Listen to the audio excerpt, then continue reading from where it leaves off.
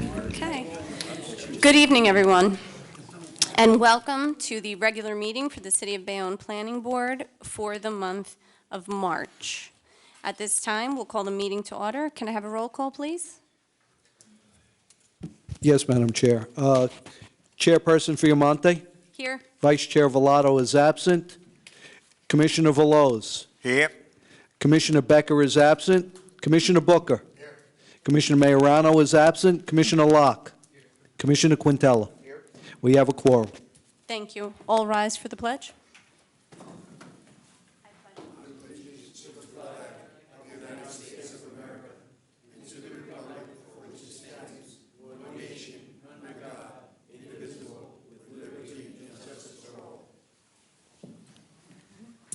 Next on the agenda, we have the statement with regard to the Open Public Meetings Act Sunshine Law. This regular meeting of the City of Bayonne Planning Board has complied with the Open Public Meetings Act Sunshine Law. Annual notices of the schedule of regular meetings were published in both the Jersey Journal and Star Ledger newspaper. The schedule of regular meetings for calendar year 2025 is filed with the City Clerk's office. A copy of the agenda of tonight's meeting was emailed to the Star Ledger at least 48 hours prior to this meeting and is posted on the bulletin board in the lobby of the municipal building and the City of Bayonne website. Next on the agenda, I believe we have adoption of minutes. I'm not sure if those were ready for the record. Okay, thank you. So then we'll move to our communications. Thank you. Yes, Madam Chair. We have a number of communications on the agenda for this evening. The first is Municipal Council Resolution authorizing and directing the Planning Board to prepare a redevelopment plan for certain property located at 657-663 Broadway and known within the city as Block 158, lots 22, 23, and 24 on the official tax map of the City of Bayonne pursuant to the local redevelopment and housing law. That is known as P24-015 Hudson Radiology, and no action is required by the board at the present time. Noted. Thank you. Next is Municipal Council Resolution authorizing and directing the Planning Board to prepare a redevelopment plan for certain property located at 935-939 Broadway and known within the city as Block 85, Lot 23 on the official tax map of the City of Bayonne pursuant to the local redevelopment and housing law. That is P24-029, Bank of America property. No action required at the present time.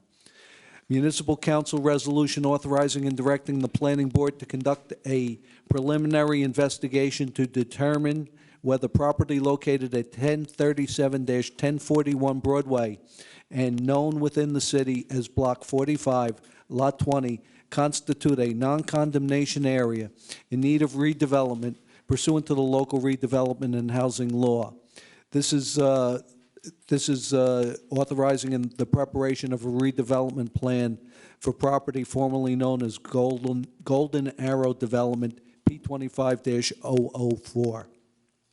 No action required by the board at the present time. Next is Municipal Council Resolution authorizing and directing the Planning Board to conduct a preliminary investigation to determine whether property located at 18-22 East 15th Street and known within the city as Block 253, lots 39 and 40 constitute a non-condemnation area in need of redevelopment pursuant to the local redevelopment and housing law. This is authorizing the preparation of a redevelopment plan for that property, P25-005, 74 Hopkins LLC. No action at this point in the agenda by the board. Next is Municipal Council Resolution authorizing and directing the Planning Board to conduct a preliminary investigation to determine whether property located at northwest of Route 440 between East 22nd Street and East 25th Street and known within the city as Block 452.02, lots 5.01, 6, 7, and 9 constitute a non-condemnation area in need of redevelopment pursuant to the local redevelopment and housing law. This is P25-006, formerly Clayton Block. No action required.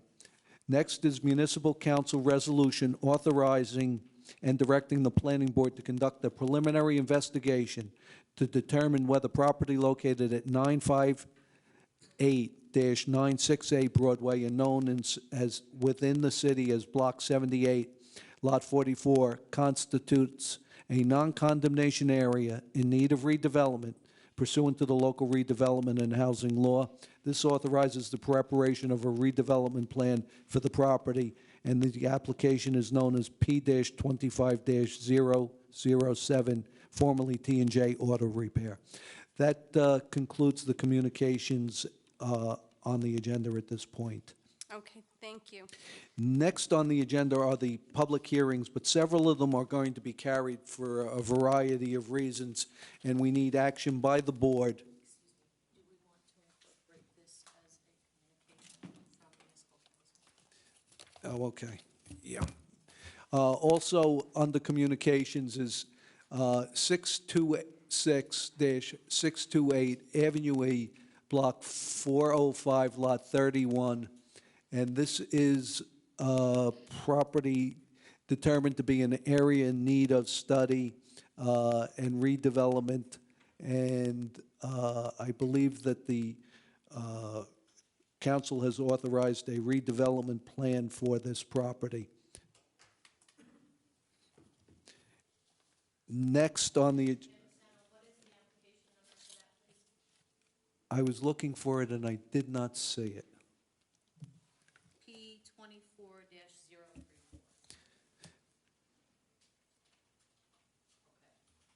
Thank you. You're welcome. Next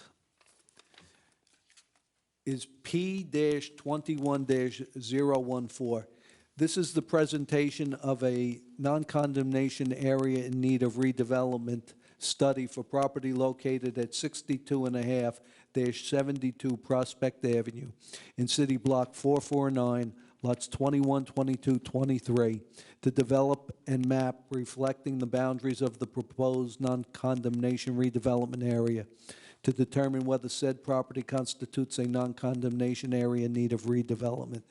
This is being brought to the board's attention for purposes of notice. It's been published, and because of what's been happening with the publication and the confusion since the Jersey Journal and Star Ledger stopped publishing, what we're doing is to preserve notice carrying these matters. So I would ask that the board carry this matter without further notice on the part of the applicant to the April 8th meeting. Can I get a motion and a second on that? I'll move. And on the vote, please? And on the vote, Chairperson Fiamonte? Aye. Commissioner Booker? Commissioner Veloz? Aye. Commissioner Quintella? Commissioner Locke? Aye. This matter's been carried to April 8th. Next on the agenda is P-24-017. This is presentation of a non-condemnation area in need of redevelopment study for property located at 33-37 East 18th Street in City Block 226, lots 12, 13, and 14, to develop a map reflecting the boundaries of the proposed non-condemnation redevelopment area and to determine whether the property constitutes a non-condemnation area in need of redevelopment. The applicant would be MYK Builders, and we've carried this previously, and I ask that the board carry this to the April 8th, 2025 meeting without any further notice on the part of the applicant. Can I get a motion and a second? I'll move. And on the vote, please? Commissioner Booker? Aye. Commissioner Veloz? Aye. Commissioner Quintella? Commissioner Locke? Aye. Chairperson Fiamonte? Aye. Next on the agenda is item number, is that 9? Yeah, 9. P-24-036. Oh, yeah, I'm skipping Cottage and going to Mary Ann because we're going to carry that matter. That's Okay. why I went past number 8. John and Mary Ann LLC, 455-461 Avenue C in City Block 219, Lot 24.01. Applicant is seeking preliminary and final major site plan approval to construct a 4-story a six-story building containing 63 residential units with 71 parking spaces and 1,406 square feet of retail space in compliance with the redevelopment plan for the site. This matter, because of one of the commissioners' need to recuse themselves on it, will be carried until the April 8th meeting. Can I get a motion to carry this matter without any further notice on the part of the applicant? I'll move. And on the vote, Commissioner Locke. Commissioner Quintella. Commissioner Veloz. Aye. Commissioner Booker. Chairperson Fiamonte. Aye. Okay, I think that concludes all of the, 620, I'm sorry, Mike Maselli, I'm the attorney for 626, 628 Avenue A. I believe that was noticed as well. I know that you mentioned the correspondence, but that was notified for tonight's meeting. And 626, 628 Avenue E, it's the one that you asked for the P-dash number. That one was publicly noticed for tonight, and we would ask that that be carried to April 8th as well. we've heard Mr. Maselli. This is strictly for notice purposes so that the applicant doesn't have to try and find a newspaper that can publish two notices that are officially recognized by the city. Since that's been difficult, we're going to ask that the board carry this matter as well. This is P-24-034. Property is 626-628 Avenue E. Can we carry that to the April 8th meeting without any further notice on the part of the applicant? Okay, I'll make a motion. Chairperson Fiamonte. Aye. Commissioner Booker.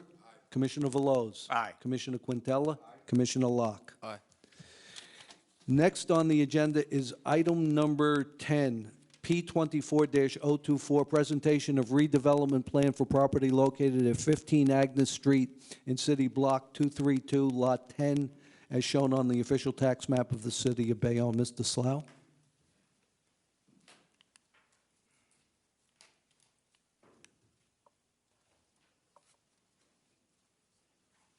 Good evening, Mr. Slough. Good evening. What we have before you this evening is both a preliminary investigation as well as a redevelopment plan combined in this single document that's before you for consideration. This is 15 Agnes Street, and 15 Agnes Street is a single property, and that property is known as, you'll bear with me just a second.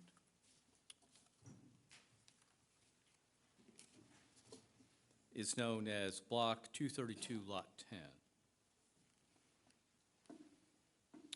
10. Prepared by city planner and myself on this, and this shows its general location on Agnes Street, which runs here between East 17th and East 18th Street. It's a small lot. It's only 1,670 square feet. This property has been improved with, well, let me say, first it's in the study. We have to do a study area description, has to include statutory requirements, what criteria it might meet in a redevelopment. There's 8 potential criteria, what the findings were, and the recommended designation. So that's the first part.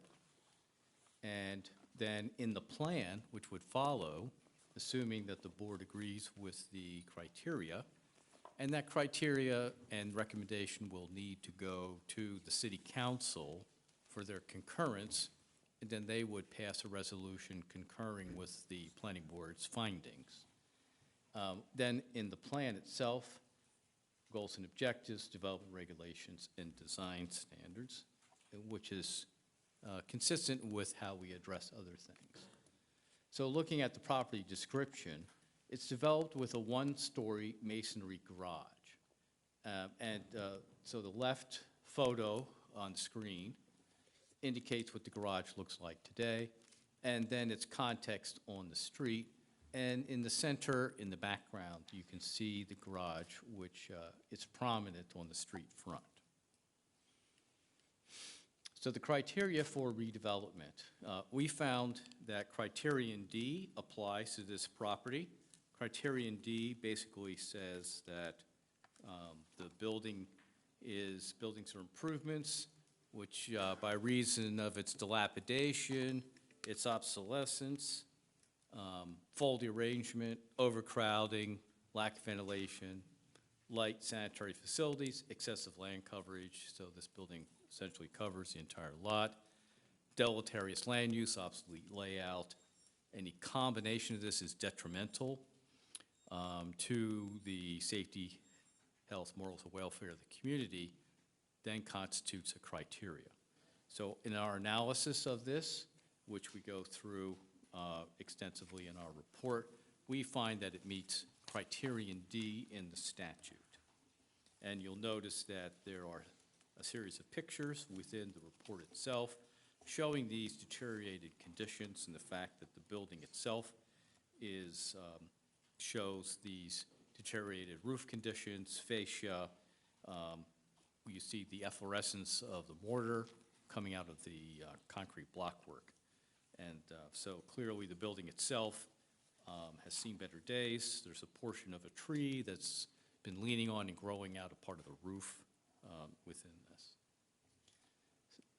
In addition, so these are some of the pictures shown what they look like. Here also, criterion H applies, which is a smart growth criterion. So the city is in planning area 1. Planning area 1 in the state plan is a smart growth area by definition. State case law has indicated that this cannot be a primary designation, but helps support in a supporting role to the other criterion, criterion D. My recommendation to the planning board is that this lot meets the criteria for being designated an area in non-condemnation redevelopment. So when we move then towards the redevelopment plan itself, the concept here is for permitted uses, dwellings, single, two-family, and three-family. There would be, the intent in general is to have a three-story building where the first floor would be for parking, garage use, 2 units above that. Also shows other things that are allowed, and those are some pretty typical things that we would allow, which is rooftop improvements. You can put a sign out if you want. Improves the streetscape across the frontage. But because it's only a couple of units, it doesn't have some more of the intensive allowed uses that you would see in larger buildings, which will come about with the next redevelopment plan that we'll be discussing. What else we're looking at is that the minimum lot frontage meets the size of the lot. It's quite a small property. If you saw in the report its relationship to the other lots, it looks to me like it might have been subdivided from lots that front on 18th. The backyards of those 2 lots look like this was subdivided at some point. How that came to be, it seems to be lost in the annals of history. And so these type of agreements are the same kind as we have before with vehicular parking requirements. Because it only would constitute 2 units as initially proposed, then we thought that a 3-bedroom apartment could be constructed here without any deleterious effect upon any school population. There are some building design standards.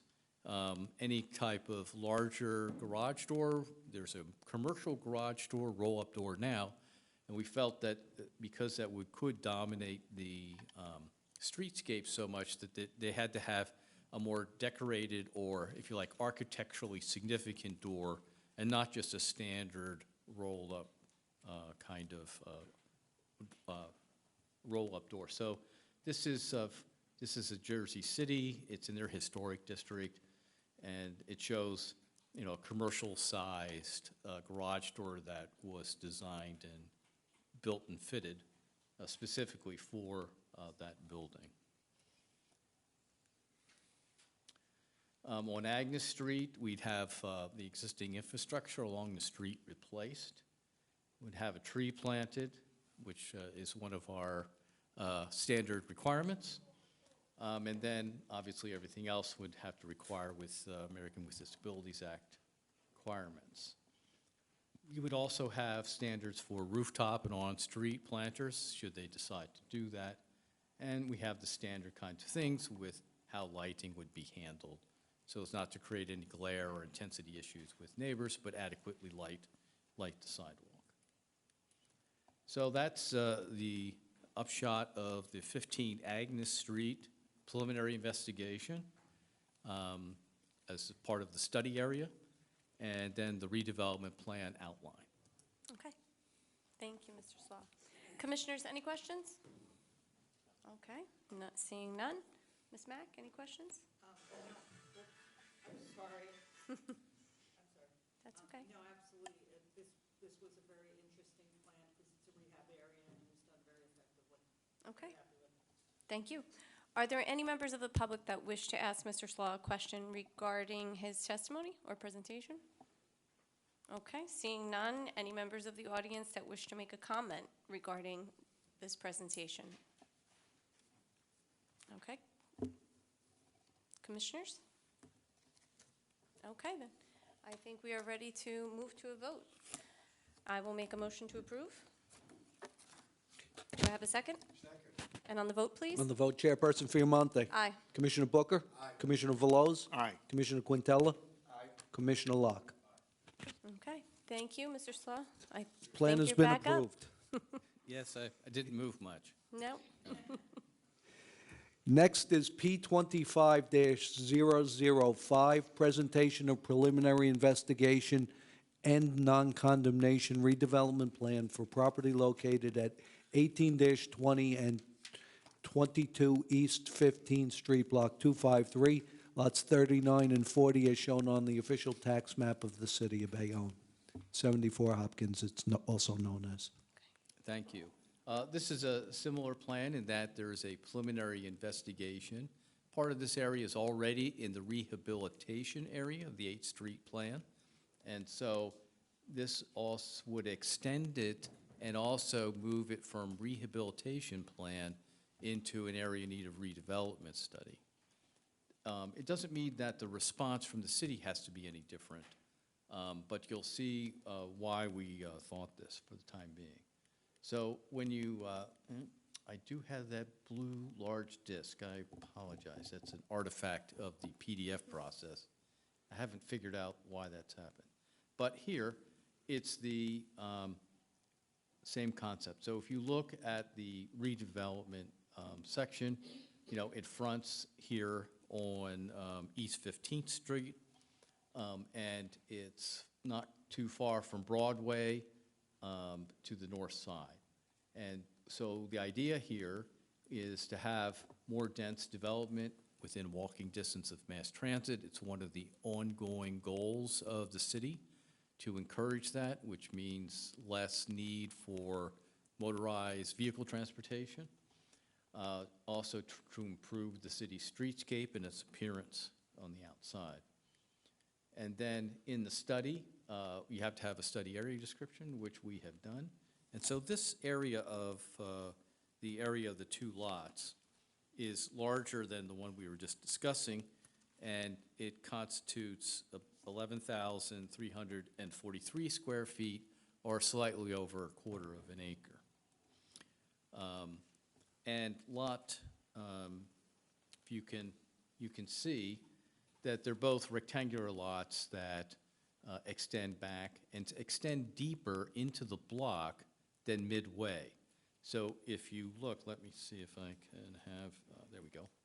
So as you can see, mid-block is essentially here, but it's an interesting block in that all the lots at front on East 15th Street, from this point further to the east, are all deeper than midpoint. So these lots are all basically divided equally between the two streets, but these are deeper.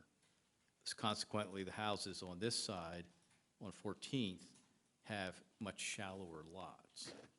Again, the reason for that's lost in history as to why it was platted that way. So the existing conditions are a little bit more interesting. As before, the plan itself is going to have goals and objectives, development regulations, and design standards. But if we look at the property description, the property includes this garage, this wooden garage, which is on the left side, and then it has a driveway that goes back that provides access to the rear to a series of garages. So there are garages that are accessed from the driveway, and then behind this garage that also has frontage from the street. And then there's other garages that are back behind and behind this house here. And so access travels across Lot 40. And then in the back, there's also a second-story portion of this garage. This here is the masonry garage that's attached to the wooden garage behind. So it has kind of an unusual configuration. The lots, certainly when that was done, were in the same ownership. And so when we look at the criteria, we then see, well, what else is on the street? And it's really all residential. So it calls out really for residential redevelopment. The garage itself, and here we're looking from the interior of the lot, we found that it meets criterion A, which means the generality of the buildings are substandard, unsafe, unsanitary, dilapidated. The roof is leaking. As you can see, there are sagging portions of it, missing sections of garage, door, access to the rear of the building where there's a two-story portion. It doesn't meet fire code standards, and as far as we can tell, is unused at this time and possibly abandoned.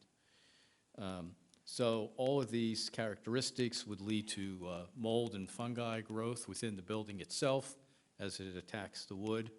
And you can see deterioration where, I'm sorry, meant to hit this. You can see deterioration occurring at the base of the garage, and eventually that will just rot and the building itself will collapse over time.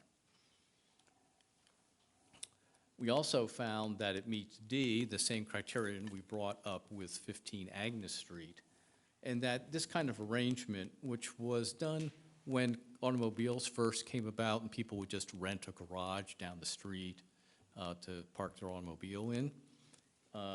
So that kind of arrangement really doesn't exist anymore. It's no longer really an economically viable use in that sense, where other uses have a higher value, and it's the use of the land is being undervalued. So we find that because of this, because of the faulty arrangement and design, that it's obsolete and in an advanced state of dilapidation. And then it's also in criterion H, which is the smart growth area, providing support for A and D. So these apply to Lot 39, which is the eastern portion of this tract.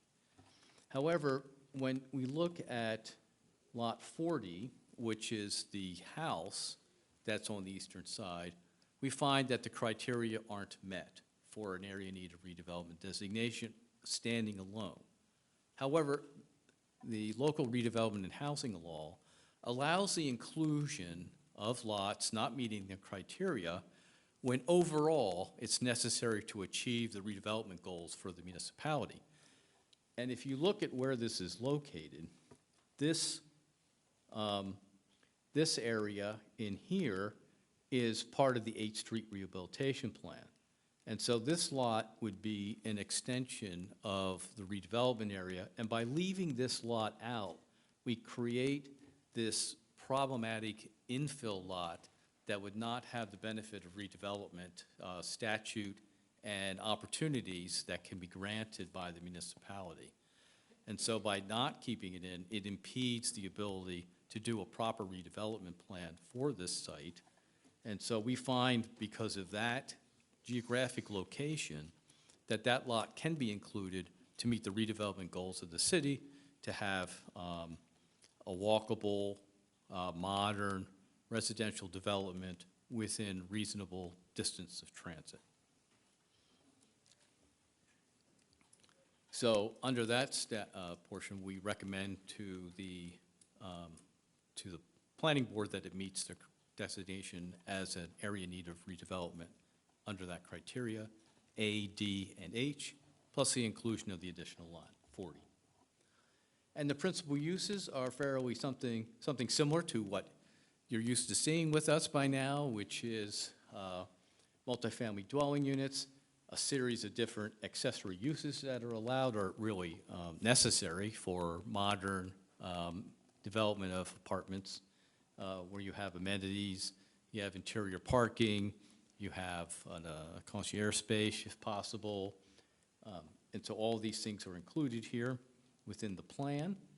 And the regulations for the residential dwellings are very similar in terms of dwelling size, maximum total dwelling units, and limited to studios through 2 bedrooms. In terms of the setbacks, these were done in conjunction with what the existing context of the buildings were on the site today, with also meeting certain criteria, and that the side yard aggregate actually should be 6 feet, not 7 in that slide.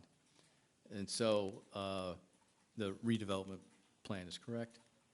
And so here then we also have this pretty standard parking requirements for 1 space for studios and 1 bedrooms, 1 1/4 spaces for 2 bedroom dwellings when we're within reasonable walking distance of mass transit. And the same, and then with bicycle parking requirements.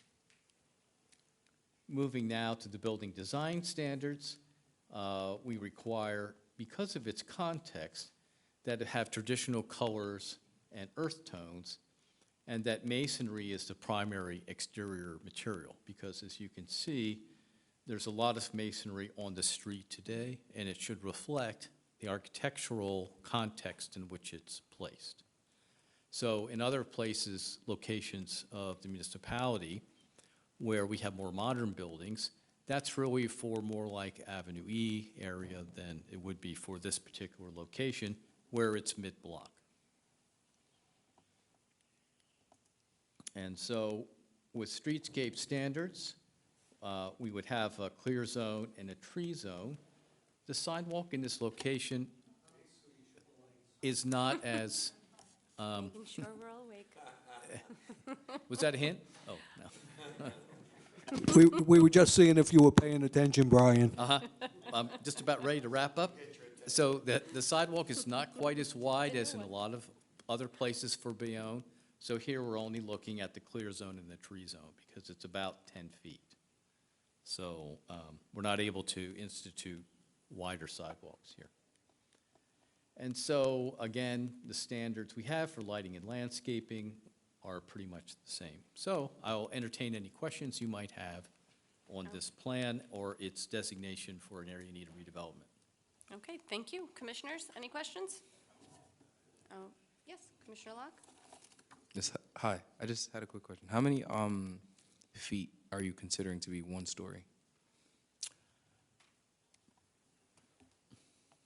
Good question. So the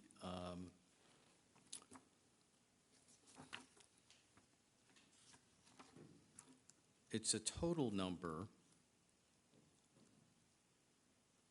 and it's 65 feet and 6 stories, but doesn't distinguish the height of the first floor per se. So you could have, I'm pretty sure you could have stacked parking inside, which is pretty typical. Let me just check. Yeah, stacked.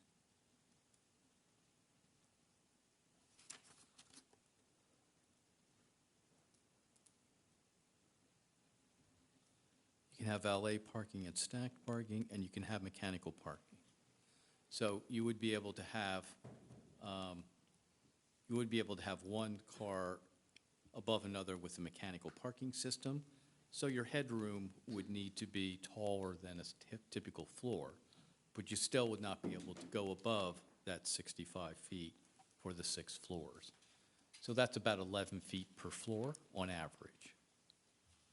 Okay, and then I was just looking at like kind of the surrounding area, and I think the biggest building I saw was kind of like, I don't know how many feet it is. It looks to be about like 3 or 4 stories max, but if this one is 65 feet, would you have an idea of what like the surrounding area, like what their feet are at? Not necessarily stories, but is it kind of similar, or is it on Yeah, average so the lower? well, it will be taller than the buildings on the block, but it'll be similar to the buildings on the main avenues. So the general policy has been in mid-block areas to allow 5 or 6 stories. Okay, and then this And this isn't- one is 6 stories. Copy that. And just so I understand, this doesn't get into necessarily the density, right? It's just more so the Yeah, so there's no direct correlation with density per se. Okay. Yeah, so it's not a density limitation. It's area and yard and height. Okay, thank you. Okay, thank you. Any other commissioners? Okay. Are there any members of the public that have a question for Mr. Slaw? Okay, any members of the public that wish to make a statement? Commissioners, any comments? Okay, so at this time, I will make a motion to approve. Do I have a second? Second. And on the vote, please? On the vote, Commissioner Locke, Abstain. Commissioner Quintella, Commissioner Veloz, Aye. Commissioner Booker, Commissioner Chairperson Fiamonte. Aye. The plan has been approved. Okay, thank you, Mr. Slom. Okay, I believe now we're going.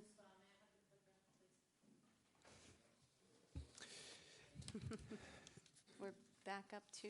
We're back 8. on the agenda to number 8. P-24-035, 40 Cottage Street LLC. Site is 80-84 East 25th Street, Block 442, Lot 14. The applicant is seeking preliminary and final major site plan approval to construct a 4-story with 14 residential units and 15 parking spaces. Michael Maselli is the attorney for the applicant. Good evening, Madam Chair, board Good- members, board Good evening, Mr. professionals. Maselli. My name is Michael Maselli. I represent the applicant, 40 Cottage Street LLC, in connection with this application for Block 442, Lot 14, and that has a street address of 80-84 East 25th Street. Tonight brings us, hopefully, to the conclusion of a very long, strange trip for this property, a half a decade old.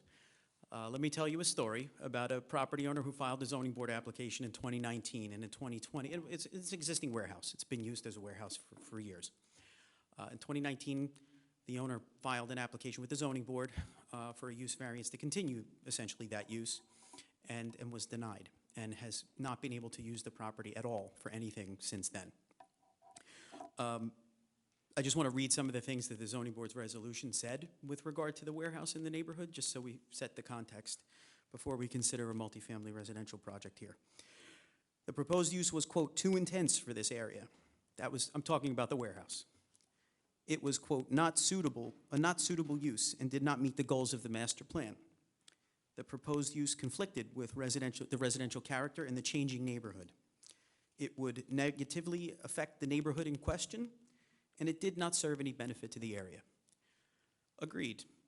So we talked to the city about coming up with a new vision for this property. And the new vision that the city council and the planning board created through a redevelopment plan was what's in front of you tonight. And that is an application, as Mr. Campusano said, for a 4-story residential building, multifamily residential building that has 14 units, 15 parking spaces, various amenities and other improvements that you'll hear about. This is right-sized for the neighborhood. There are a lot of other buildings going up in that neighborhood between Prospect Avenue F. They're all 6 stories or more in some instances. This being a sort of mid-block kind of location, it's right-sized for this property. And we think if we can't do industrial, the zoning board said so, and it's not good for the neighborhood, I don't think commercial would be good for this neighborhood, this is the perfect use for it. So we're going to have a couple of witnesses here tonight to go into a little bit more detail, but I will note that there was one design exception that was noted for a number of species of street trees. We're going to eliminate that, making this an as-of-right application. So with as-of-right, as the board is well aware, it's entitled to all the legal rights attendant to having that status. Our first witness tonight, I think you might have heard from this guy before, is Stephen Kowalik. He is our architect, and I would like to call him to the stand. Okay. Oh, yes, I would. I didn't turn the page yet, and that's where I have the note. Okay, see with exclamation points. I'd like to move exhibits A1 through, what are we at, A20? I think there was 28, no? Am I wrong? I have 26. That includes the latest letter dated February. Okay, so A1 through A26 into evidence.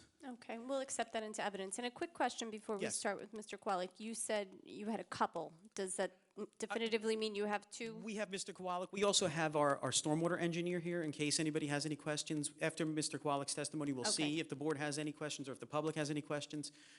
If we don't need to call him, we're If not going to. necessary. Yeah, Okay, yeah. not a problem. Okay. You may proceed with Mr. Kowalik. Good evening, Mr. Kowalik. Good evening.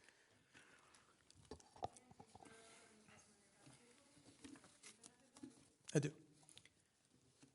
Okay, we accept Mr. Kowalik as an expert witness. you. He's appeared before this board many times. Thank you. Thank you. Thank You're you. Mr. Kowalik, can you just orient the board to the location of this project? Sure. So the subject property is located at 80-84 East 25th Street. This is an oversized lot, 6,578 square feet in area, situated between Prospect Avenue and Avenue F in the R2 TDO and 80-84 East 25th Street redevelopment zones. As you heard, the site's currently occupied by a vacant one-story warehouse structure. You heard about the prior application, which was involved reuse of the structure as a warehouse, and that was denied on the basis of relative intensity of a commercial use in a residential area that's been undergoing change, and it was already undergoing change at that time, 5 years ago. So tonight, as you've heard, the applicant seeks site plan approval to construct a 4-story, 14-unit residential structure in full conformance with the redevelopment plan for the site. There are a few existing nonconformities which would be eliminated by this application. These include front, rear, and side yard setbacks, building coverage, and lot coverage. And as we hope to show the board, the proposal conforms with all relevant use and bulk criteria as established by the redevelopment plan. These include use, height in stories and feet, lot size, front, rear, and side yard setbacks, building and lot coverage, minimum area per unit, unit ratio, off-street parking, parking stall size, parking ratio, EV parking, and bicycle parking. So just by way of overview first, and I'll get into some specifics later, this is a 4-story structure, 45 feet in height, which is the allowable limit, containing 14 residential dwelling units. The ground floor is proposed to consist of a small lobby area with a package room, an elevator, and 2 stairwells, and garage parking for 15 cars. The garage would also contain an area for trash and recycling dumpsters. The second and third floors are each proposed to contain 3 two-bedroom and 2 one-bedroom dwelling units, ranging in size from 651 to 958 square feet, while the fourth floor is proposed to contain 2 two-bedroom and 2 one-bedroom units, ranging in size from 770 to 958 square feet, along with a 798 square foot amenity room.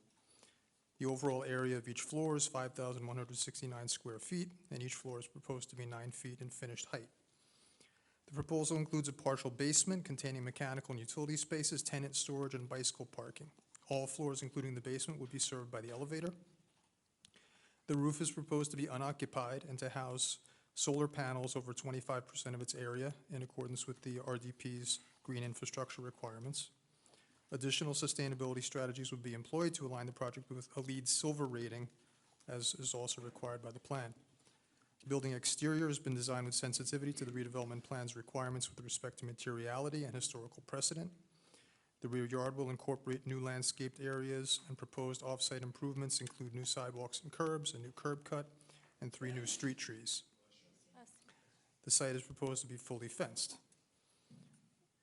So to get a little more specific now, the RDP allows for multifamily uses up to 14 units, so this is a permitted use. The building's footprint complies with the setback and coverage limits established by the plan, with a 3-foot 1-inch setback at each side, 10 feet at the rear, and no front setback. Building coverage is proposed at 82%, total lot coverage at 89%, where 95% is permitted for each. The unit mix is in keeping with the redevelopment plan's maximum ratio of 60% of both 1- and 2-bedroom units, with 8 2-bedrooms and 6 1-bedrooms. No studios are proposed. Minimum unit sizes per the RDP are 650 square feet for 1-bedroom units and 800 square feet for 2-bedroom units, and this proposal meets or exceeds these minimums. All dwelling units would have modern, comfortable layouts, adequate natural light and ventilation, open concept kitchen and living areas, customary amenities such as in-unit washer dryers, connectivity for phone, internet, cable television, and no dens or home offices are proposed. All units would have access to the 4th floor amenity room, which is shown with a small counter area with a sink, but would otherwise be an open space, which could be furnished as a lounge, a gym, or a multi-purpose room. The amenity room is situated at the top in front of the building so that all building residents can enjoy the skyline views it would provide. With respect to parking, the garage is proposed to be served by a new 24-foot wide curb cut, in keeping with the requirements of the plan, leading to a 16-foot wide overhead door that would be controlled by remotes used by the building's occupants. The city engineer has recommended narrowing the curb cut to 16 feet, and we did not take exception to this recommendation. The garage layout provides for 15 spaces, where the redevelopment plan calls for 1 space per unit, meaning we have a surplus of 1 extra parking space. This breaks down to 8 standard parking stalls, 5 compact stalls, and 1 van-accessible barrier-free stall. 15% of the spaces are required to be EV make-ready, and the drawings depict 2 make-ready spaces located closest to the entry point at the request of the Bayonne Fire Prevention Bureau. City engineers noted that the barrier-free parking stall should also be a make-ready space, and we don't take exception to making that change as well. All parking stalls meet or exceed relevant dimensional requirements, 8 by 18 for standard and 7'4" by 16 for compact, and the total number of compact spaces is in keeping with the RDP's 35% maximum ratio. Backup aisle also meets minimum width of 23 feet, allowing adequate room for the safe backup maneuvering inside the garage. The plan requires barrier-free parking in accordance with the state of New Jersey's barrier-free subcode, which in turn requires 1 van-accessible stall for handicap parking, and that's what's depicted in the proposed plans. The plan requires 0.5 bicycle parking spaces per unit, and the 7 spaces provided satisfy this requirement. These bike stalls are located separately from the garage. They're in the basement, and they do not require residents to hang bikes on the wall. These would be just stalls on the floor. Vehicular and pedestrian entry points would be secured by locks. The building would include other customary security features such as cameras in the garage, common areas, and around the building perimeter. Trash and recycling is proposed to be stored in the dumpsters in the garage, which are appropriately sized for the number of dwelling units, and which will be handled by a private carter. There is sufficient room around the dumpsters for tenant access without disturbing adjacent parked cars, and the dumpsters are wheeled to allow for carting company staff to move them to the curb where they can be emptied into a truck. The garage will include active ventilation as required by the redevelopment plan, and an early suppression fast response sprinkler system as requested by the Bayonne Fire Prevention Bureau. The remainder of the building will be served by a conventional sprinkler system. New underground sewer and water connections are proposed, as is new overhead electrical service. The building is proposed to be all electric, with no gas connection being contemplated. Rooftop HVAC equipment is clustered at the center of the roof, with the closest units being roughly 18 feet from each side, 35 feet from the back, and 45 feet from the front. With a 3-foot parapet all around and the units themselves being roughly 3 feet high, no equipment would be visible from street level, so we did not include additional screening. Screening adjacent to the HVAC units could also interfere with the functionality of the solar panels. And since these are proposed to be heat pump units, which are very quiet, there would not be any likely nuisance noise created by their presence. The sidewalk would be constructed to relevant city standards as well as for ADA compliance.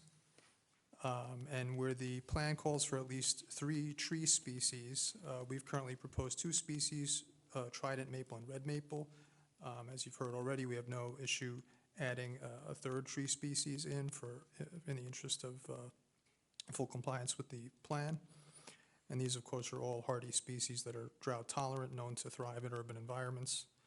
The trees would all be protected by steel tree grates at street level that are designed to be pedestrian friendly to provide sufficient access to water, air, and soil nutrients in order to foster healthy tree growth. Rear yard landscaping will include a lawn and a mix of hardy evergreens and flowering shrubs. A 6-foot vinyl fence is proposed at the side and rear lot lines, and concrete paving is proposed for both side alleyways.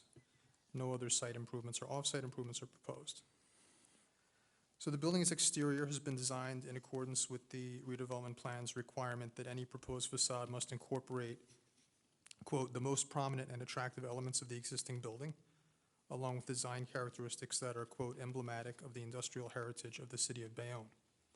The plan calls for the use of high-quality materials, varied articulation, and a fine-grained appearance. It calls for a distinctive base, middle, and top, and it calls for an attractive appearance on all sides. The redevelopment plan directs any proposed design to pay homage to the unique design of the existing warehouse building and to use materials and elements that evoke the past. Specifically, it encourages the use of pilasters, a complementary traditional color palette, and durable materials such as brick, stone, stucco, and glass.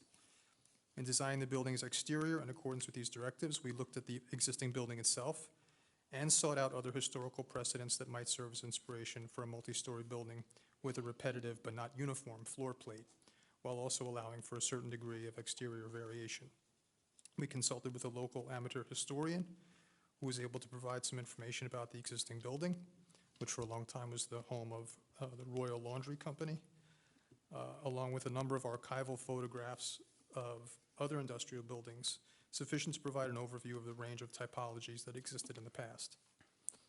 We thought it was logical for the base portion of the building to evoke the existing structure and chose to incorporate many of the existing facade features there, including brick pilasters, arched openings, and brick details such as rowlock and header courses. These features would not necessarily translate to the upper floors, so we looked to larger structures from the past for inspiration and landed on 37 to 39 Avenue C as the most viable design precedent. That building, which still exists, started its life as home to the Duryea Manufacturing Company. It was later home to Geigy Chemical. The Duryea building's cement-parged frame with brick and glass infill provided the ideal combination of material articulation, visual interest, and flexibility to inspire the facade design for the building we're presenting here tonight. Above the brick base that I've already described, we've employed a grid-like stucco frame structure similar to that of the Duryea building with alternating brick and glass infill. On the precedent structure, we see some of the infill panels are fully brick, and others include both brick and glass. In some cases, concrete windowsills remain even where windows have been replaced with brick. Replicating these conditions in the proposed design allowed us to account for variations in the interior layout while maintaining a rhythmically consistent but materially varied facade. The brick infill panels also provide an opportunity to incorporate more of the brick details from the existing structure into the upper facade, with round and diamond-shaped brick rosettes providing visual interest at each infill panel. The top of the building is capped by extensions of the vertical elements of the frame structure and railed balustrades in between. Each of these elements is carried around all 4 sides. The exterior is rounded out by a combination of opaque and glazed doors, windows, metallic screens at the front and rear of the parking garage, building address signage in keeping with the 35 square foot size limitation, and exterior LED lighting chosen to meet the color, temperature, and intensity requirements of the redevelopment plan. The proposed vinyl fence would be of a color in keeping with the overall color palette, likely an earth tone or black. 3000 K exterior lighting will not create a nuisance across property lines and is intended solely to provide light at the building's front and rear. The plan also calls for the building to meet LEED Silver standards, but does not require actual LEED certification. So LEED Silver requires a score of between 50 and 59 credits. The project's preliminary LEED scorecard, calculated using the U.S. Green Building Council's online tool, indicates a score of at least 50 credits based on the employment of various strategies, including sensitive land protection, high priority site and equitable development, surrounding density, access to quality transit, bicycle facilities, reduced parking footprint, electric vehicles, habitat protection, rainwater management, heat island reduction, light pollution reduction, water metering, renewable energy, life cycle impact reduction, construction and demolition waste management, enhanced indoor air quality strategies, low-emitting materials, indoor air quality assessment, thermal comfort, interior lighting, quality views, acoustic performance, integrative process, and regional priority-specific credits. That was a mouthful. I have also reviewed the planning and engineering reports that were provided in connection with this project. The planning report, I believe, characterizes the project well. I don't take any exception to its analysis. Don't have any objection to the housekeeping items it requests be addressed, including minor corrections to the zoning table, specifying color and material for the overhead garage door, adding a bicycle parking detail, correcting a discrepancy in the depictions of the ground floor plan, noting the percentage of roof area devoted to solar panels, and providing a separate lighting plan. Also, no objection to adding additional streetscaping elements, specifically planters in the tree zone, and happy to work with planning staff on those specifics in the event of an approval. I've also reviewed the engineering report prepared by CME. In addition to a few of the comments that I believe my testimony may already have covered, have no problem addressing the other housekeeping items it contains with respect to minor revisions to the drawings and inclusion of additional information and details. There's a few other items in the engineering report that are outside of my scope, and the engineer is here to address those if need be. And finally, there were some comments from the local construction official with respect to door swings and other egress components. And of course, we would make any necessary revisions to ensure code compliance during the construction permitting process. And any of those revisions would be strictly internal, would not affect any of the parameters of the building that relate to any requirements of the redevelopment plan. That's really it. Thank you, Mr. Kowalik. Just want to circle back on a couple of really very minor things. Sure. The site will have EV make-ready spaces, correct? Yes. And I think one report said we needed to provide 2, one report said we needed to provide 3. We're going to comply with the state statute, correct? Correct. And in terms of the location of those EV spaces, will they be located, to the extent feasible, closest to an entrance or an exit to satisfy concerns that have been raised by the fire department in the past? Yes. Let's go to rooftop. Any mechanicals will be screened in accordance with the redevelopment plan, yes? So as I said, I think because of the size of the units and their position and the height of the parapet, there's sufficient screening just in the building design itself. Okay. And noise levels will comply with state ordinance and the state statute and local ordinance on noise levels? Well below. I know you mentioned trash. Would we agree to provide a trash and recycling and refuse plan as a condition of approval should the board choose to approve this application? Yes. And there's a requirement in the redevelopment plan to provide a staging plan. Would we also agree to provide that as a condition of approval, maybe as at the pre-con meeting, should the board choose to approve this application? Yes. Thank you. That concludes my questioning of Mr. Kowalik. Mr. Maselli, before we move on, Mr. Kowalik qualified his testimony with regard to the engineering report to his specialty.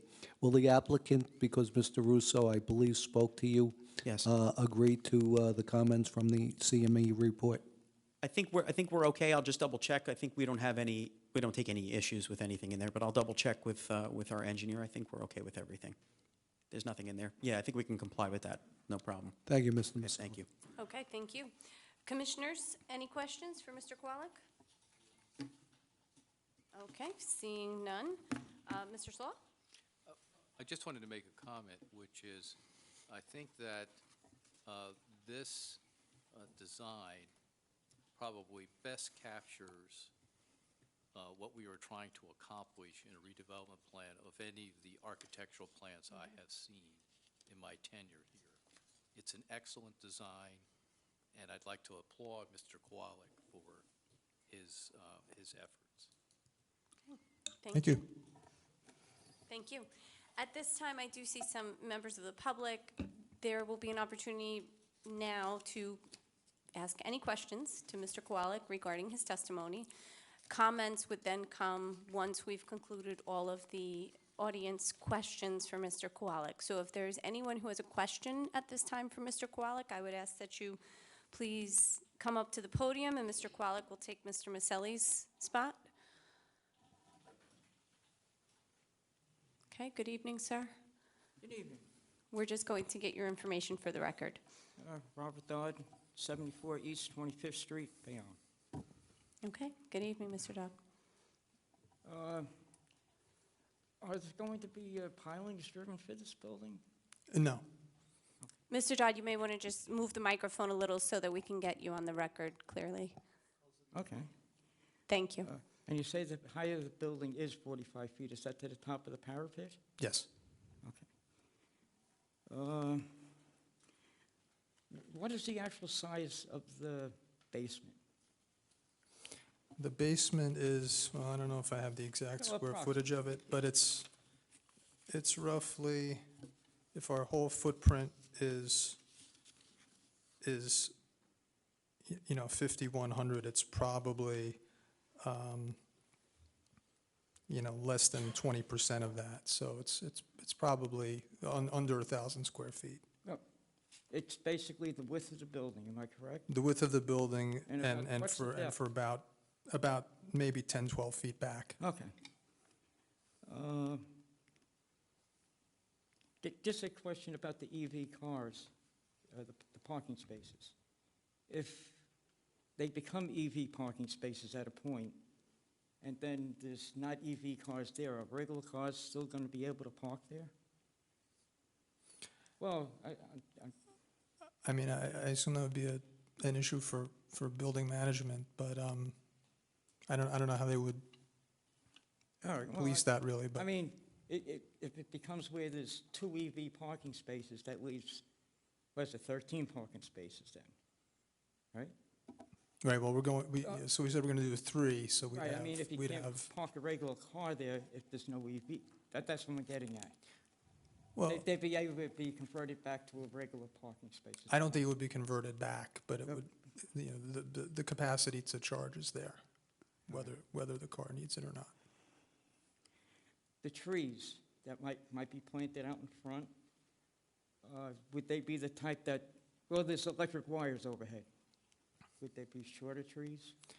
So, I mean, we're We've specifying. had trouble on the, I'm sorry if you're interrupting, go ahead. I'm sorry. That's fine. We're specifying a couple different species of maples. We're going to add a 3rd species. I mean, these are trees that can grow tall, but they're very slow growing.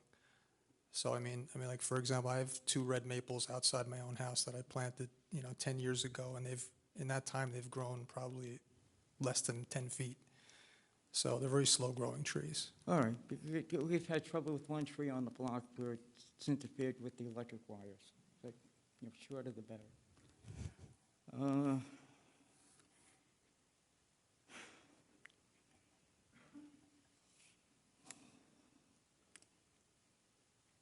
Yep, I think that's it. Okay, thank you, sir. Are there any other members of the public that have a question for Mr. Kowalik?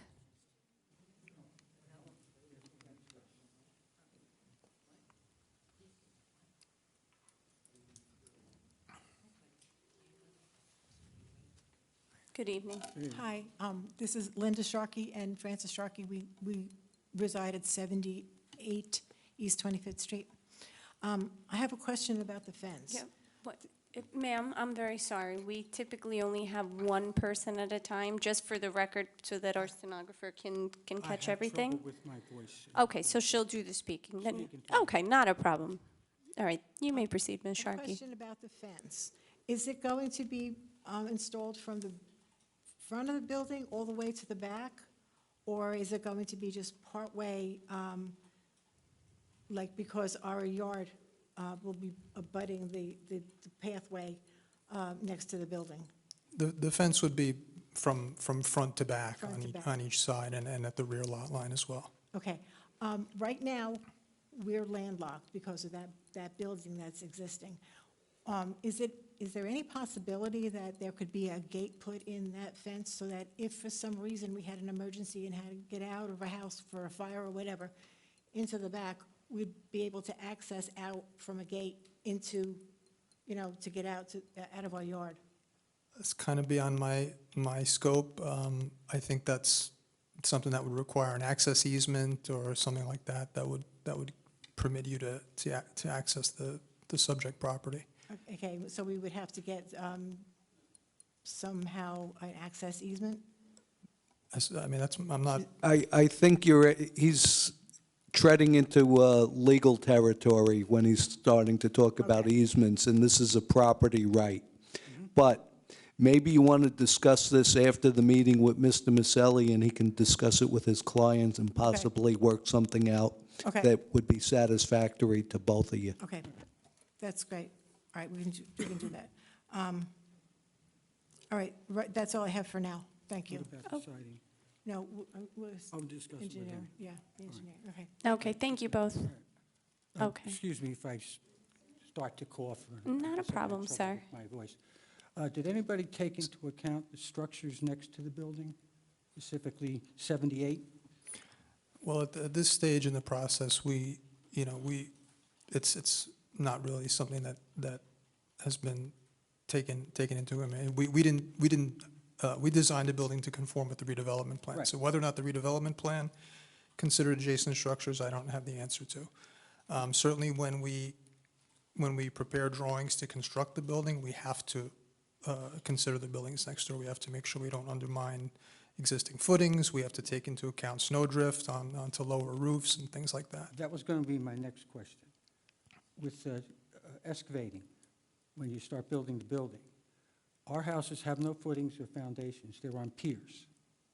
And I would hazard a guess that they're only about 3 feet deep. And we're 6 inches away from the building.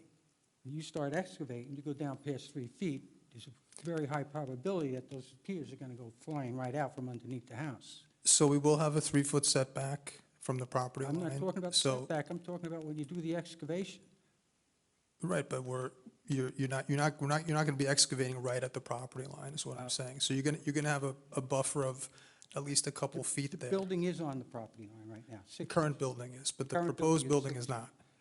Is it on a footing or a foundation, or is it on a slab? It's got to have footings under it. It's- Okay, so when you knock that out, there's going to be no dirt between my house and when you knock that wall out. There's only going to be 6 inches of dirt. However deep that footing goes, that's how far. You're talking about on the existing building? Yeah. The existing building probably doesn't have footing. The existing building most likely is just bricks sitting on dirt. You think so? Nobody knows? Nobody really knows, but in my experience, most old buildings in Bayonne, there was a time before poured concrete, Yeah, so I they understand. basically just laid bricks right on the dirt. Okay, So that I wouldn't be surprised if that's what we found there. okay. But if you find differently, is there any kind of a process to make sure nothing happens to the other So when I existing house? So when I prepare construction drawings, there's always notes in there that the contractor has to notify me of any suspect conditions when, during the process of excavation. And certainly anybody with half a brain would stop if they realize that they had, an issue. But this is a common issue in Bayonne where, everything you build is close to something else Right. in most situations. So, we're very used to those kind of conditions. So if it turns out that, maybe they have to provide shoring or they have to provide some other kind of temporary measures to stabilize the soil or stabilize the adjacent foundations, that would have to be done, for Okay. sure. All right, that answers my question, thank you. Okay. Yes. Francis. Okay. Thank you, Mr. Sharkey. Sure, come on up. Cheryl Dodd Marco, 77 East 25th Street. One of my concerns is the lighting on the building. That's going to be so bright. Is it going to be covered somehow that it'll only go down on the ground, or? So the light fixtures that we've specified, first of all, there was only a couple. They're on either side of the garage door, and they're by the pedestrian doors. It's a cylindrical kind of fixture which directs light down. Down? And a little light up. Oh, Just for accent lighting. And the plan has certain limitations on light intensity and the color spectrum of the light so that they don't create nuisances for neighbors. Also, will there be lighting around the whole building? Only in the front and back where we have doors. Oh, okay, all right. Because I know the building up by the bridge is like Coney Island that they just put up. Seriously. The parking spaces for the tenants, that comes with the apartments? I can't speak to how the building management okay. would offer the spaces up. All but- right, maybe I can't ask you this either, but if they have visitors, where do the visitors park? Or how does that work? I mean, again, Again- that's sort of beyond, we have a plan that Okay. complies with the, Okay. with the requirements. So it doesn't me necessarily take see. those things into account.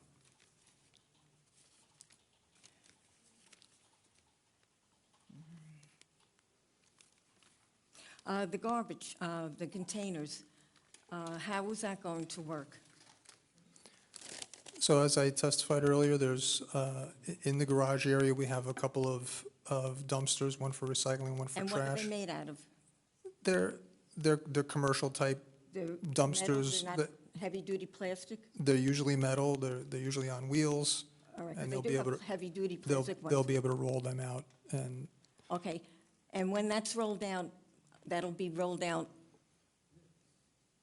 that night before? no, I would imagine that, if you're engaging a private carting company, they're gonna pull up at a certain time, they're gonna go in, grab the dumpsters, empty it, and So- put it back. Okay. So it's not but gonna that- sit out there overnight or anything like that. All right, and then it goes right back into the Correct. building? Will that be done at night or during the day? Okay. That I can't speak to. Okay. Okay, let me see if I have something else here. Another concern I have is, we have angled parking on our street, on my side. And if the cars come out and they can make a left or a right, I think that's a safety issue if they turn left onto the street. My side of the street goes down to Prospect. The other side goes down to Avenue F. I feel that they should only be able to make a right turn down to Avenue F when they come out of the building, for safety reasons. If I'm backing up my car and they're coming out and we don't see each other, it's really going to be horrible. So I'm not sure what the question is. Hmm? I'm not sure what the question is. Well, my feeling is that they should only be able to go right out of the building for safety reasons. Does anybody? Okay. Well, mean- to me, it's a big safety reason, a safety thing. So, I mean, the building functioned as a warehouse for many decades with Yeah, I know. trucks coming. We've So all we're, lived there so for we're not, 100 so we're not years. going to have trucks coming and going. We're going to have, passenger cars coming and going. You got a wide street, it's, I don't see it as an issue. Okay, all right, thank you. Okay, thank you. Are there any other members? Good evening. I have some. Okay. My name is Pete DiRocco. I live at 86 East 25th Street. Don't laugh. Are your windows going to be even my windows on the side of the building? Because that's my bathroom and my kitchen. I don't want nobody looking at my window. I don't want to get no fights. So, well, unfortunately, there's windows on all four sides. I think that would be the case, with just about anything. That's. No, that's not the case. Because the next house wouldn't have windows on my side, would have it on the other side. You're the architect, you're supposed to know that. I don't want them looking at my window. Well, That's one question. okay. The second one, I don't care about the building going up. With the help of God, I hope it's beautiful. If any damage happened to my house, I want them to fix it without a problem. how can we solve that problem? In advance. Well, I mean, Because I know what they're gonna say, tomorrow, next week. it's the not, day after next week. it's not an issue that I can But the only really thing- address, What but can we do about the but- windows? We but- gotta do something. I don't want them looking in my house. there's, You don't there- know, you know. there's nothing preventing us from putting windows on all four I sides. don't I mind mean, windows. I just don't want window to window. That's what I'm trying to say. You know, I don't, number one, I don't know where exactly your windows are, well, my so. windows are in the middle of the house, the So- bathroom windows and kitchen windows. I- You know, I don't want, you know, Joe Blow to wave to me.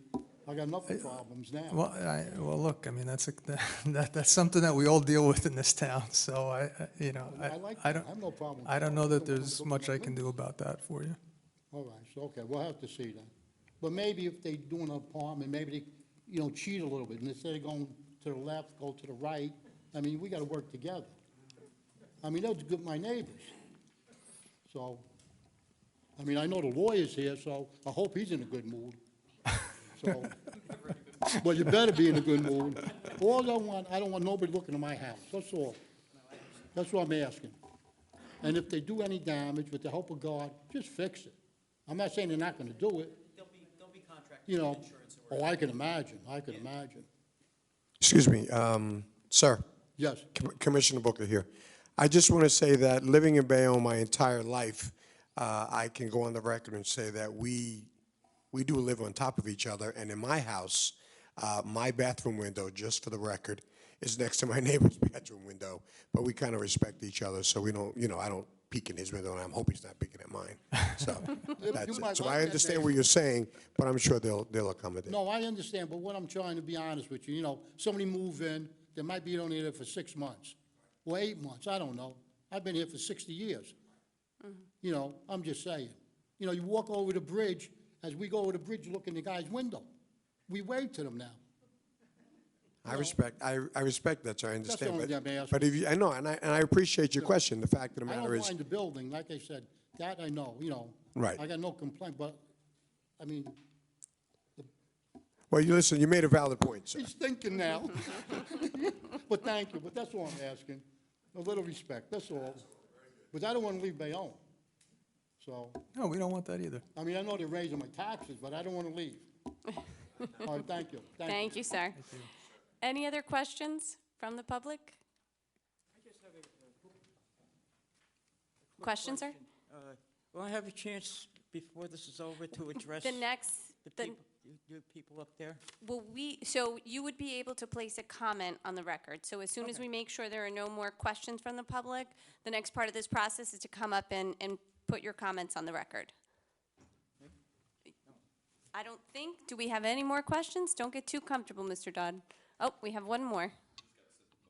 Sure. Just have to get your information for the record, please. Sean Jarano, 83 East 24th Street. Can you spell your name, please, sir? Last name is Jaryno. Thank you. Just a quick question is with the plan and everything like that, is there any need for a new fire hydrant to be put in? Because that's what happened on a Prospect that with the new building that went up, and then once we put a fire hydrant in, that changes parking. And parking in this area is pretty difficult. It's not something that was spelled out in the redevelopment plan, Okay, so I don't believe so. okay, then I'm cool. That was my only question. Okay, thank you, Mr. Charno. Okay, any other questions? Okay, so now would be the time in which, See, Mr. Maselli, do you have any other witnesses first? No, not unless there are questions about the pipes underneath the ground, which I don't want to talk about if you don't want to talk about it. There are reports, there are professionals that agree with each other as to what needs to be done there. So we're done if the board doesn't have any questions or the public doesn't want to talk about engineering of Okay. pipes. okay, so then what we'll do is we'll move, if you wouldn't mind taking the other microphone or having a seat, one or the other, we'll get some comments from the members of the public. I think, Mr. Dodd, you wanted to come back up and say something for the record? Yeah, just a couple of things. Just going to get sworn in now.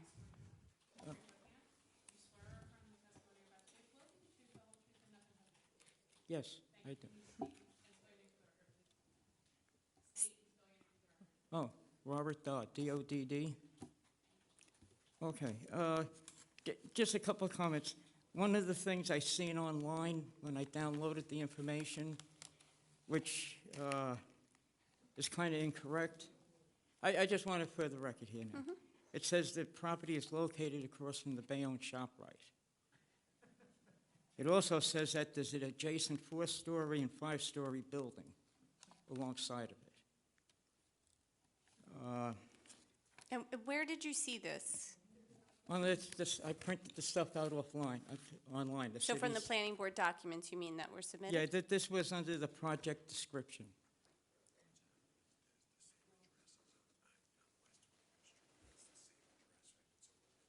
You are correct, Mr. Todd. Okay. That information is not correct. Right, that's what Okay. I'm saying, yeah.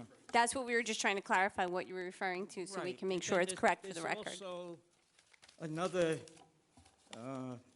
statement of the applicant. States that he's building a 6-story building. That's a typo. It's 4. I just want to make sure that that's, that it, you know. Yes, the- thank you. Yep. Oh, one more thing. Any, Yeah, that's another paper. To do with the water studies. It just says that the studies were completed with a free sampler software. I mean, how accurate are the studies? We could swear our engineer in and have him testify, but there are water standards that we have to meet. We don't I have a- understand, we but don't it have a also choice. says right under that, for actual design and modeling applications, you must use the full version of the HydroCAD. I'm just concerned that, you know, maybe the free version isn't very accurate, and we might wind up with flooding or something. We can have. All right, I'm done. Thank Okay. you. Thank you. okay, thank you. All right. Any other members of the public that have comments for the record? My windows. You have to be sworn in if you wish to speak about your windows. We talked about that. That's what I want. And no damage to the house, and no floods. Please, no floods. Tell us how you really feel. Exactly. Nobody's watching you. Gonna break into song. Okay. Thank you for your candid statements. We do appreciate it. Mr. Maselli, at this time, your closing statements? Yes, thank you. You're welcome. I am in a good mood now. Thank you, Mr. DeRocco. That made me smile. Yeah, all right. Well, I think so. I think so. We'll talk afterwards. Board members, this project complies with the redevelopment plan. The redevelopment plan was very sensitive to this area. It got rid of a warehouse. It made something residential. It brings it into more conformity with the neighborhood. It's right-sized for the neighborhood. We're not trying to put a 10-story building in the middle of a block. It is right-sized, and I would ask that the board approve this as a right application. Thank you. Okay, thank you, Mr. Maselli. So, Commissioners, we've heard the testimony of Mr. Qualic, we've heard from our professionals and Mr. Maselli. We have an application before us that is in complete compliance. I will also say that I agree with Mr. Slaw's statements before regarding the design. I think, Mr. Qualic, you did a very nice job keeping with the consistency of the design, with the neighborhood. I would ask, should this be favorably approved, that we do work with the neighbors regarding that fencing and easement issue, because I know it is helpful to feel that should there be a fire or some sort of concern that you can get out of your property. To the members of the public who came, I would like to say thank you. You were a very pleasant group of neighbors. It sounds like a very nice neighborhood to live in. I'm on the west side of Bayonne, but the fact that everyone came in and was prepared with questions, I thank you, because you know, it's not often we have such a well-prepared group of people that come in before us, so thank you so much. And Mr. DeRocco, I do hope that no one is looking in your windows. Should this happen, maybe we'll send you some blinds or curtains, just in case. No, I joke because you're such a nice group of people, but thank you so much. You had all wonderful, valid questions, and this is what the process is. So with that said, Commissioners, would anyone like to make a statement before we move to a vote? Commissioner Booker? Okay, Mr. DeRocco, is it, sir? If you need curtains, we can go shopping together, and I'll make sure that nobody's looking. The process should be this smooth. The neighbors that came out, thank you again. I mean that sincerely. There is no objections, there's just concerns, and they want the betterment of the neighborhood, as I see you shaking your heads, and I agree with you, and good luck with this project. Thank you. Any other commissioners wish to make a comment? Okay, yes, Commissioner Veloz, did you have something or no? Okay. With that said, I would like to make a motion to approve this. Do I have a second? Second. And on the vote, please? On the vote, Commissioner Locke. Commissioner Quintella. Commissioner Veloz. Aye. Commissioner Booker. Aye. Chairperson Fiamonte. Aye. Thank you. Best of luck with the project, and thank you to all of the community members who came out this evening. Thank you. I think we have some housekeeping resolution things. We have a number of those, like we have a Okay. number of communications. Okay. First is P24028 Salvatore Moscato. Site is 299 Avenue C, LLC, and it's Block 266, Lot 26. Can I get a motion and a second to approve? I'll move. And on the vote? On the vote, Commissioner Locke. Commissioner Quintella. Commissioner Veloz. Aye. Commissioner Booker. Chairperson Fiamonte. Aye. Next is P24010, 398 Broadway LLC. Site is 398 Broadway, Block 226, Lot 44. Can I get a motion and a second to approve? I'll move. Second. And on the vote? Chairperson Fiamonte. Aye. Commissioner Booker. Commissioner Veloz. Aye. Commissioner Quintella. Commissioner Locke. Next is P23-017, Mahalakshmi Bayonne Urban Renewal LLC. Site is Block 751, lots 1.11, 1.14, and 1.15. That was the GDP that we approved last month. Can I get a motion and a second to approve that? So moved. Second. And on the vote? On the vote, Commissioner Locke. Commissioner Quintella. Commissioner Veloz. Aye. Commissioner Booker. Chairperson Fiamonte. Aye. Next is the other companion GDP, P24-003, Sri Lakshmi Vardayini Urban Renewal LLC, Block 751, lots 1.06, 1.07, 1.08, 1.09, 1.10, 1.12, 1.14, and 1.16. Can I get a motion in a second? I'll move. Do we have a second?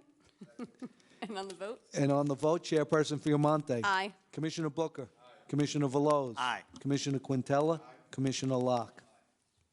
Next is P24024, redevelopment plan for 15 Agnes Street, Block 232, Lot 10.